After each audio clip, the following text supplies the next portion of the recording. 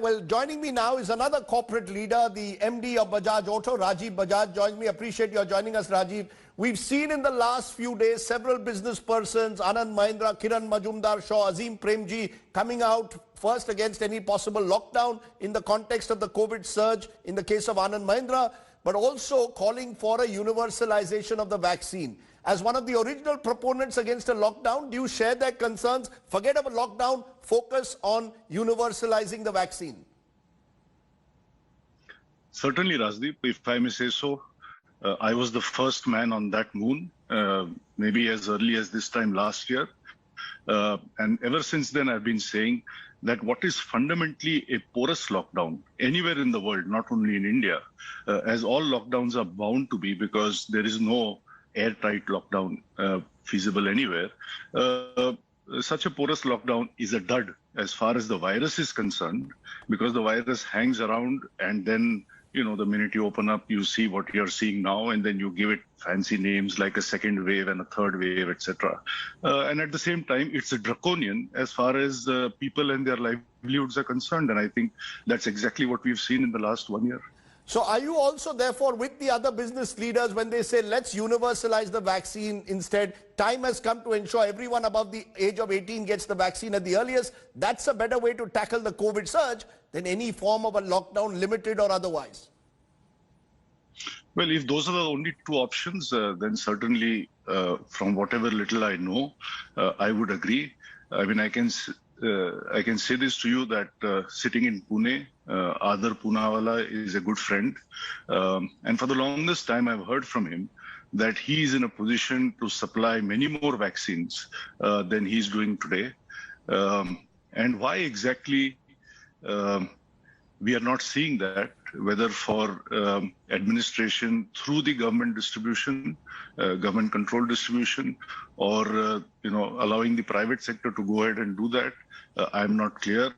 I read some time back a tweet by Mr. Premji saying that if private sector were permitted to ally with government, perhaps we can vaccinate 500 million people a month. If I remember right, that's what he said.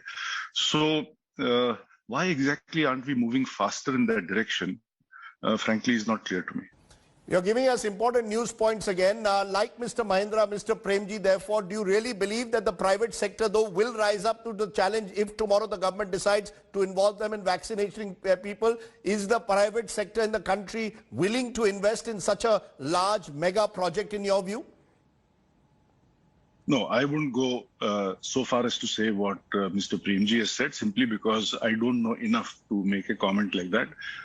I was just saying that when a person of his stature and experience makes a comment of that nature, I think we have to give it due weightage. You know, in a way, the fact is, Rajiv Bajaj, the real debate and dilemma last year was around lives and livelihoods. We need to save lives, but we also need to protect livelihoods. How important do you think this issue is? Because this is what, in a way, as the country faces the so-called second wave, becomes a dilemma again. Do you still see livelihoods at stake, given that the economy now seems to be slowly turning around? Do you believe that remains still a major concern? Therefore, you still would say no to a lockdown? See, absolutely. I mean, I was always in favor of what I understand to be herd immunity, which to me means that essentially you secure the vulnerable, who are vulnerable by age or comorbidities, etc. Two, of the young and healthy who can work from home, you allow them to do that. Enable them to do that. And the rest of us, for example, if I am assembling a motorcycle firsthand with my hand, then certainly I need to go to work to be able to do that, of course, while exercising all caution. Now, this to me is the simplistic description of herd immunity. What we have unfortunately seen is not herd immunity, but a herd mentality. First, there was a herd mentality which effectively said lock down everybody, irrespective. And in recent months, there seems to be a herd mentality which seems to suggest that from election melas to Kumbh melas, everybody can be out doing what they please, when they please, without wearing masks and respecting social distancing. So, we've just gone, I think, from one extreme to the other, completely ignored the middle path, which would have given us the best of lives and livelihood.